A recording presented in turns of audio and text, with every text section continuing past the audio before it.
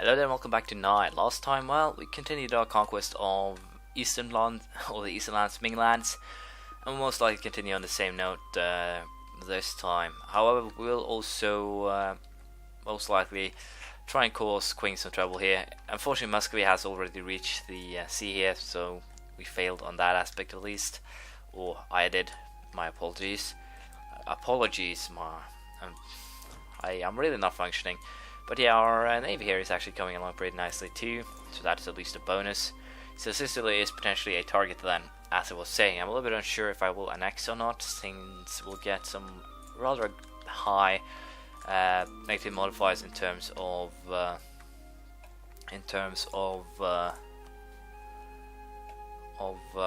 what's its name? Aggressive expansion, which is why I checked the coalition map.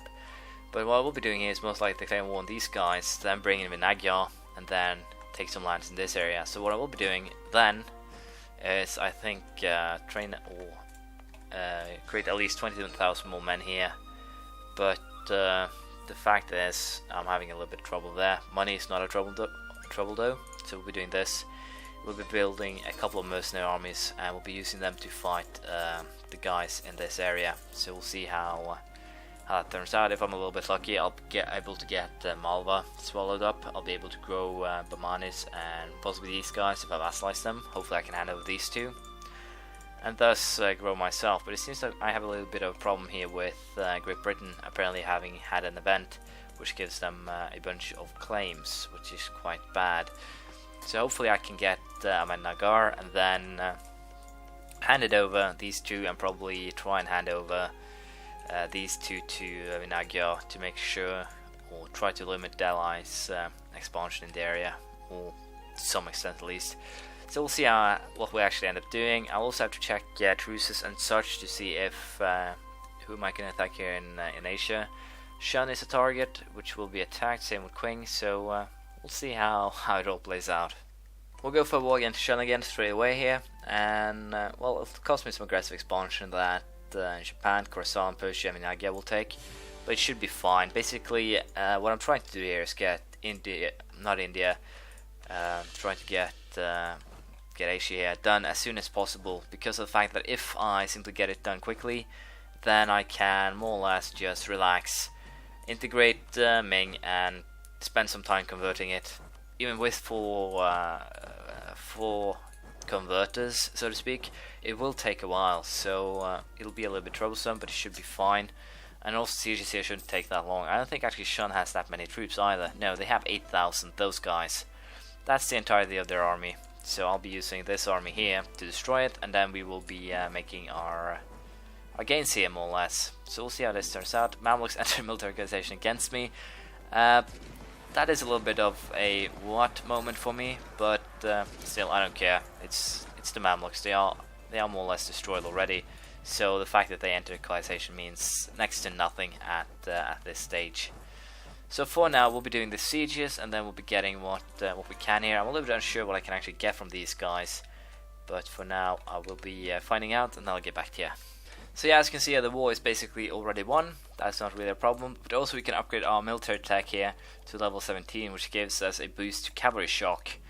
As you can see, I actually have pretty good military tech. I'm keeping up with Europe in that aspect, and I'm pretty happy with that, because if I hadn't, I would be very screwed. But I will most likely go for either defensive or quality. I'll probably get all three of these sooner or later to boost my military a fair deal. But since I'm basically fighting here in Asia right now, that doesn't really matter. It's not actually an issue. And as you can see, for the first time we're actually losing money while at war. That is because I've just hired about 24,000, I think. It's it's two groups of mercs with the goal here of taking these guys down. So we'll be going here and declaring war on them, and hopefully now we can start causing some sort of trouble for Nagar, vassalize these guys, and then we should be able to get Najd too, because as you can see, they actually joined in. Not really surprising, they do that mostly every time. So goal here now will be to get Najd and a couple of their provinces too. I'm pretty sure that the area around here I won't actually bother to get aggressive expansion won't actually be a problem here, and it seems that as far as I can see now that the Ottomans will for the most part just leave me alone, allow me to do my own thing, and that puts me in a position where I can do pretty much whatever I want. So we'll see how actually this ends up, but for now I can also go ahead and make peace here. As you can see, I'll be going for these four provinces, I just think, and just to be sure, all four of them are handed to Ming. So yeah, it'll probably be 2 more wars against Shun, then we're done with them.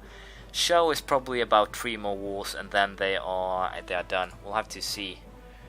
Still, I'm pretty sure that not all of those are. Well, apparently the English Civil War was among the possible opportunities they went with the parliamentarians. Parliamentarians as the choice of action. Yeah, I actually got that right. I was a little bit concerned. But yeah, now I actually got these guys in a negative state, so we'll have to deal with that as well. Wow. What the hell happened here? So Ming has a peasant army or peasant war or something that I wasn't told about, apparently. I did not get a pop-up or a memo or anything, did you guys? No.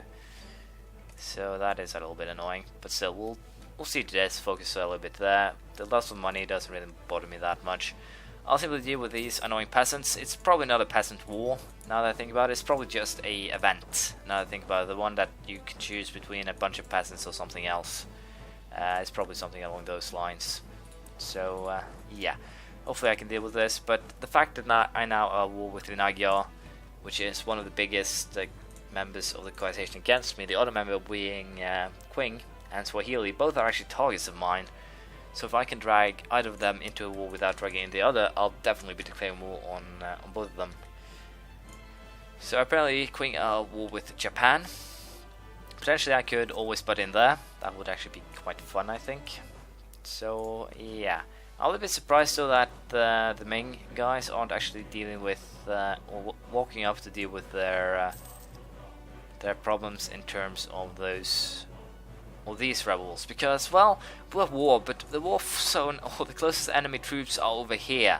You don't actually have any problems at all if you decide to act on the fact that there are people on your doorstep that want to kill you, or rebels in this case that want to take your head. So that's a little bit annoying that they can't actually do anything on their own anymore if any of your stacks are just remotely close to it. So yeah. We'll most likely have to deal with this myself, then we'll see what happens afterwards. There we go, war is over, and Ahmednagar is now a vassal of mine. I did not check who would actually get pissed at me, but probably everyone as usual. And apparently this put me in a war with Bengal, who were actually my ally. I did not think this through. So basically now I'm at war with, and at the same time I am not at war with Vinagyar. I guess I'll just go ahead and white peace with Bengal. I have no idea what will actually happen now, but it's kind of weird that that bug is still around. So basically me and Bengal are now best buds again, and I can simply finish up the sieges here it seems. So basically I lost nothing, I didn't gain anything, but as I said, I did at least not lose anything else as well. So sieges will continue, and then we'll see what happens here. Apparently they've got a bay has grown enough to become self-sustaining, good. So we'll simply continue on that same note and try and create some more colonies and get ourselves a border with Castile. We're also nearing the moment where we can start the annexation of Algiers, and we'll most likely do that. It seems to be the right way to get a border, but we'll most likely wait a little bit until we either get an heir that can be useful, or something else. We'll go ahead and take Vinagyar as a rival, and we'll also do the same with Shou here. So enemies, friends, clear, and they're probably at the bottom though. So yeah, that's sorted out. I'm pretty sure that deal or peace deal ends in 09 if I'm not mistaken. Yeah, 09, October 09. Then we'll be going after Shou again. And Qing is still at war with Japan though. So if Japan screws them over, that is a bonus for me. But we'll see how it turns out. Wow, Bengal grew quite a lot there, and I need to get my alliance going back again once this war is over, so that I can build up trust, so that I can, once I get Ming, vassalize everything, and so forth. Bengal will hate me quite a lot now, due to the fact that I am actually, in their book, an enemy now, so I won't actually get the what's it called, now I'm stuck again, my apologies. There is a reduction in the aggressive expansion that your neighbors get, and especially if they're allies, then they lose about 66%, 75% I think if they participate in the war themselves. Now I don't get that bonus, so Bengal will definitely hate me. If I will most likely be taking 4 provinces here, with those 4 being, well, 2 here and 2 here. I have no idea if these guys actually have claim to anything anymore. Doesn't seem like it. These guys, nope. So I'll probably then take just 1. In this case, Bastar, and this one. Probably 3 might. Well, we'll have to see. I'll have to think a little bit about it and then find out. But for now, I think I can actually just make a peace then when I think about it, because I don't really want that much. Well, I have to wait for the sieges of this one to end then, since I want it. So we'll see how it goes. There we go, the siege has been done, and with that I can now make the peace deal that I want. As you can see, Bengal, where are you on the list? You aren't actually on the list. I do not believe you. But yeah, we'll be going for this deal, I think.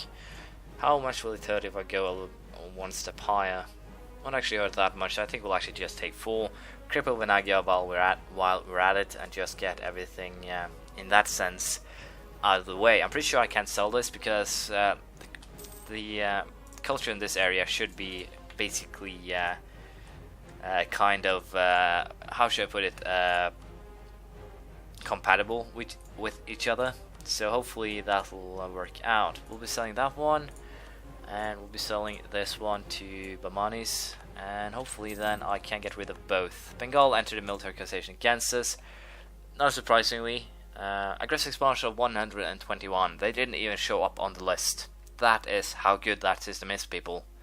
Yeah, I know, I didn't actually think things through here, but still, when the list actually doesn't even show them on the list, I would kind of believe that they wouldn't actually get mad at me for doing that. So yeah, thank you very much. So that system definitely has its flaws that needs to be fixed before it can actually be used, I think.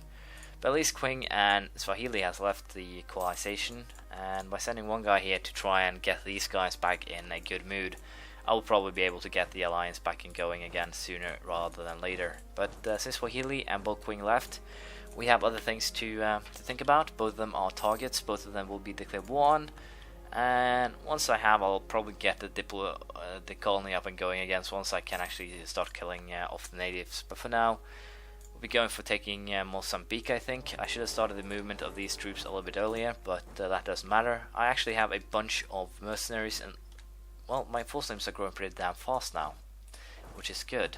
And also manpower is fairly nice. Still, apparently the fact that I left these guys alone was a very bad move, so I need to deal with that. I also need to get Qing. It seems like Japan took a couple of provinces. Not too good, but not too bad either. So yeah, we'll be going for another war here pretty now. It's not possible.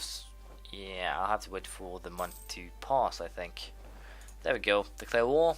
And goal here will be Haixi and Ningguda, I think. Hand that over to Ming. And other than that, I'm not really sure what I want to do. So we'll be declaring that war, and I'll be taking what I can here. We'll see how it turns out. So while the wars are going pretty well, Qing is more or less already done sieging. The Oiratord is also at war with them. So the goals of this war is basically very easy to say.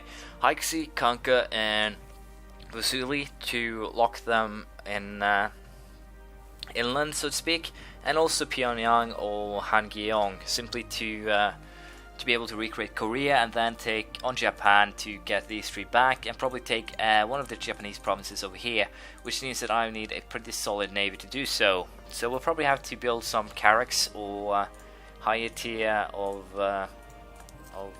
naval units to actually get that done, but I'm prepared to do that.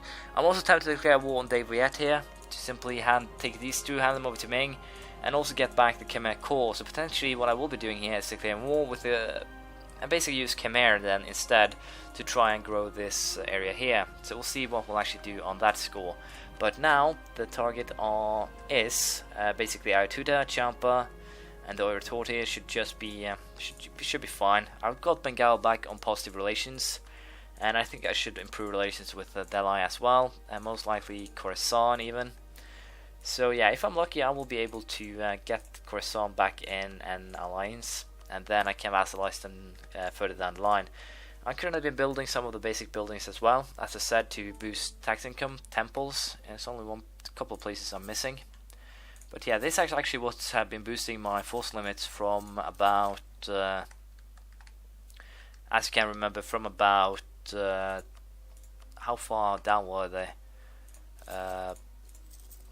From about 60 or 80 to 120, which is that it is at now. So admin points, using them to build tax buildings is basically another way of conquest. You're not investing in cores per se. You're investing in a higher tax income, and that higher tax income once again allows you to take advantage of other things and basically make gains that way. With Ayatuda and Champa, I'm actually tempted to go ahead and take both of these.